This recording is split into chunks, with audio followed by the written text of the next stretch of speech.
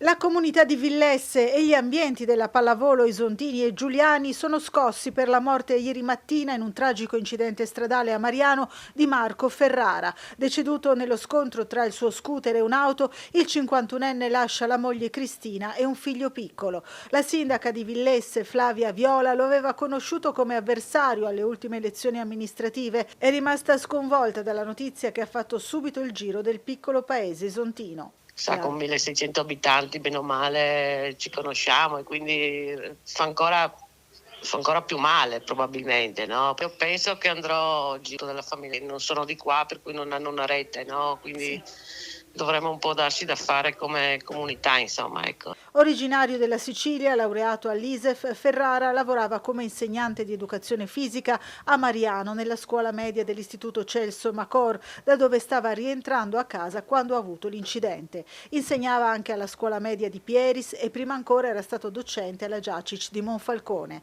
Ma il 51enne era anche attivo nel mondo della pallavolo, allenava da 3 stagioni la squadra femminile di Pieris e in molti lo ricordano anche a Trieste, dove nel 2020 era tornato ad allenare gli under 15 e 17 della società Centro Coselli, con la quale aveva conquistato pochi anni prima la promozione in Serie C.